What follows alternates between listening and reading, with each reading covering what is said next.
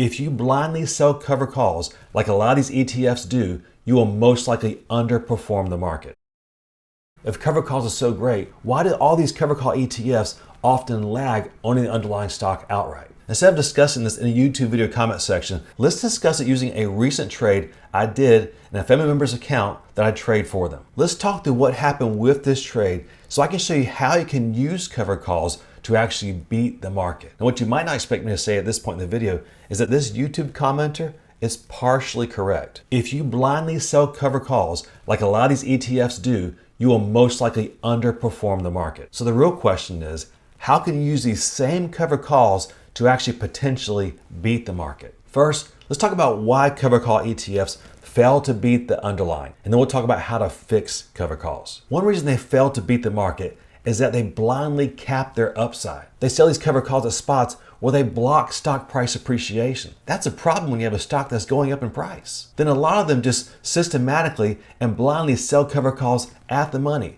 That gives them zero stock price appreciation. And finally, and this was important, they totally ignore potential stock movement. As a result, they simply sacrifice upside that they didn't have to sacrifice. In other words, they don't think. They just systematically sell cover calls against their positions. So does that mean that all cover calls are flawed, that they're broken, that they just don't work? Let's talk through a series of trades I did using only cover calls in a very dear family member's account. This will help you see how you can use cover calls to potentially beat the market. Let me introduce you to one of my favorite utility stocks, ticker symbol BIP, Brookfield Infrastructure Partners. At this yellow arrow, that's the day I entered this cover call. And I entered this position as a cover call, not by selling a cash put option. You see, BIP is a nice high dividend paying company, and it's a very stable company. I do like both of those things. I saw it had recently come down and have been finding nice support around $30 per share. I believe based on its valuation,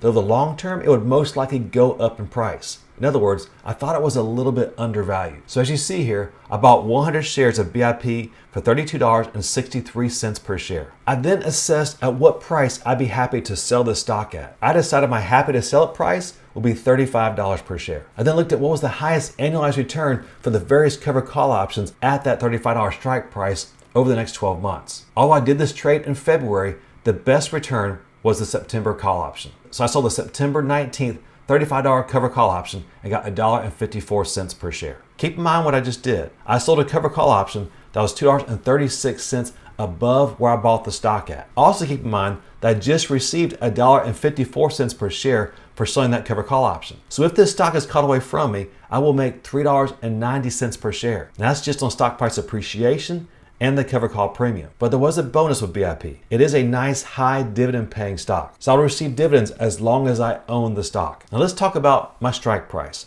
I sold that $35 strike price. It's right here at this white line. Notice that was an area that really wasn't unrealistic at all for BIP to reach by September. That was only 7 months away. And really just recently, in the past month and a half, it had been at that stock price. So I thought it was very reasonable that it might go to $35 per share. And notice what just happened with the stock price. It just formed a nice new higher high right in here and a higher low right in here. Yes, it did have this little volatile day, but it came right back and was right above these moving averages. So overall, it looked fairly bullish to me. However, this wasn't the perfect little trade. And I'm sharing this with you because most trades won't go perfectly for you. And that's totally okay as long as you've made good decisions. Let me show you what happened next. Before I do that, let me ask you, what would you do if this stock price crashed over 20% really quickly after you just done this? Now I fast forward the charts just 2 months later and BIP crashed over 20%. Yes, I had received my cover call premium, and yes, I was in line to get some dividend, but I was a long way from my $35 strike price. In fact, it was $9 out of the money, and that's on a $25 strike price at that point. So we need to go up 34% in just a few months. Is it time to freak out? What would you do at this point?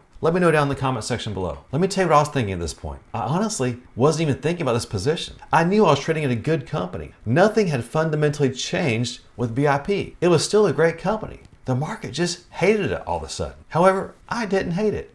And here's one reason why. I didn't hate it for several reasons. First of all, I'd got nice stock price appreciation. Second, I'd bought it at what I thought was a pretty good price for BIP. And third, I was getting these nice big dividends as you see here. All that helped to ease the pain, as it were. But to be frank with you, I wasn't experiencing any pain at all. In fact, I didn't even check this position at all. Here's where we left off. The stock was trading down here around $26 per share. Notice that the market calmed down, and within less than 2 months, it was right back at the price where I had bought the stock at. Then it kind of traded sideways and then began to drift lower. And fast forward to the third Friday of September, and that $35 cover call I had sold now expired worthless. Now what do? It's trading for around $31 per share. Now that's $4 out of the money from the cover call I've been selling. And that's actually under where I had bought the stock at. Remember, I bought it for about $32.50 per share. So what should I do now? What would you do? Well, I still believed we had a good shot at going back up to $35 per share. And I was willing to give it some time. I was willing to sell another cover call at that same $35 strike price. And I was more than happy to keep getting those dividends. The problem was we were kind of far away from the $35 strike price. With it being $4 out of the money for that $35 strike price, that equates to about 13% out of the money. That's pretty far for a typically not volatile utility stock. So I decided to give it a few days and just see what would happen. I mean, we had just formed a new higher low right in here, and that appeared to be holding. Could it be going up in price? I thought so. And it even drew me a nice little handy support line to help me know when was the right time to sell that cover call. Well, I did have to wait, but not very long. As you see here, a week or so later, it had a nice run up in price. Now this yellow arrow, that's when I sold my cover call. And if you want to see the exact hour I sold it, it was right here when it broke this uptrend. At that point, I felt like it had run up in price. We were only about $1.50 away from the $35 strike price, so I was able to get nice premium for selling that next $35 cover call. And here you see the trade. Notice on the 20th, we let that $35 September option expire worthless, and then 9 days later, we sold the third Friday of December $35 cover call and got 60 more cents per share. So here's the day we sold that new December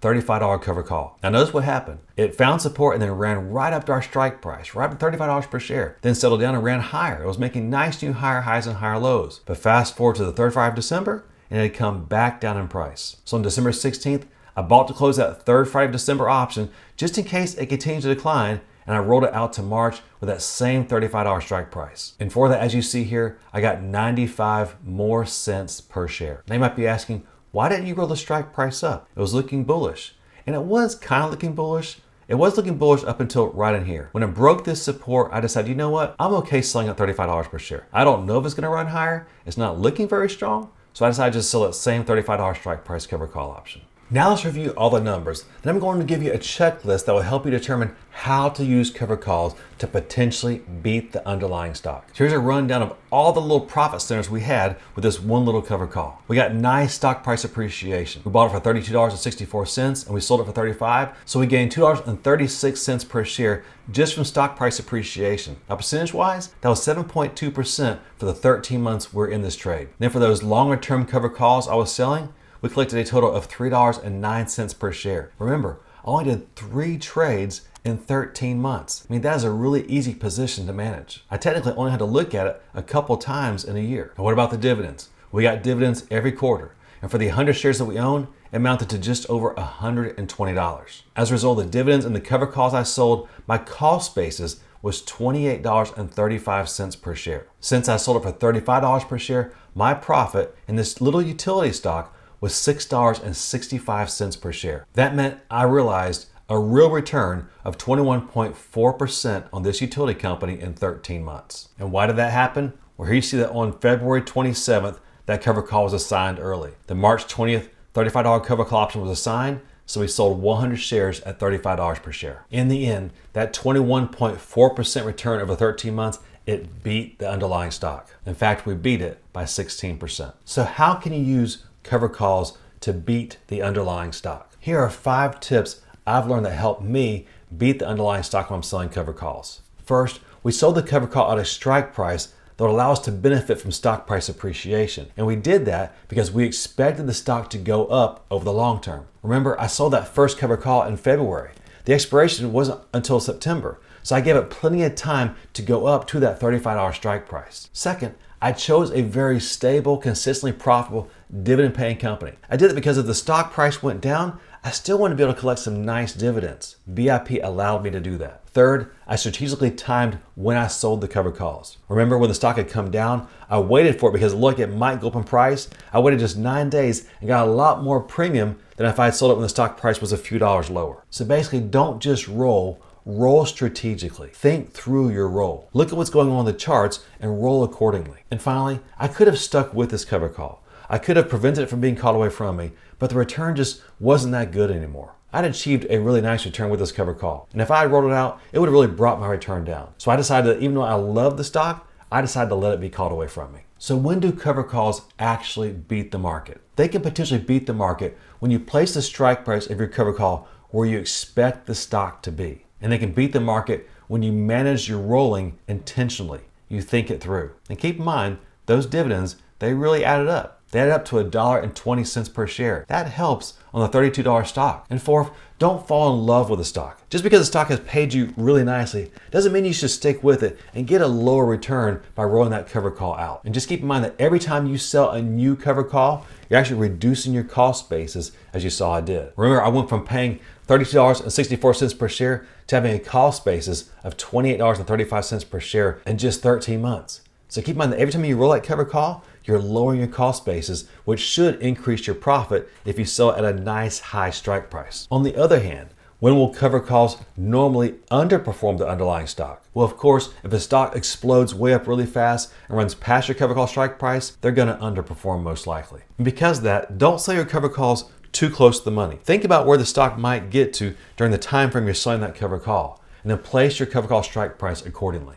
And third, I encourage you, don't trade covered calls blindly. And if you decide to buy one of the covered call ETFs, which I do like them, just understand you are giving something up. You're actually getting nice, easy, consistent income, but you are giving up a lot of stock price appreciation. So just make sure you're okay with giving that up. Then get to know how stock prices move around. Get to know what companies are really worth. That'll help you improve the profits you receive from your covered calls. I know some of you like to trade those high growth companies. Just be really careful with selling covered calls on high growth companies. Because they run way up in price, you miss out on a lot of that stock price appreciation. And if they're not profitable companies, well, the stock price can crash and go to zero. So just be careful with those high growth companies. So was the commenter right about covered calls versus underlying stock?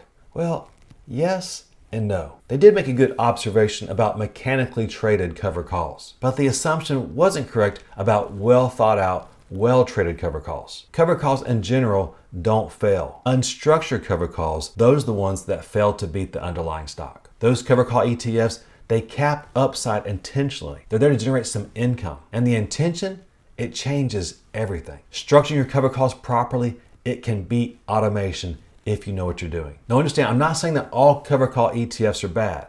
In fact, I trade options in some of these covered call ETFs and I own them in certain accounts. I like the easy money too, just like other people. But I do know that they're gonna underperform the underlying stock. Now I do have a trick that I plan to do with them to improve those returns. That's probably a story for another video. If you'd like to get an alert whenever I buy stock or sell options, check out the benefits of becoming a patron down at the link in the description below. This video about covered calls now leads to another question. What if you sold a covered call, the stock has gone way up in price, and your covered call is challenged, but you decide you don't want to sell at that price anymore? What can you do to fix that problem? I addressed that question in the video at the link above and the description below. It's entitled, Don't Lose Your Stock, How to Roll Deep in the Money Covered Calls. Until next time, happy investing, and we'll see you again soon.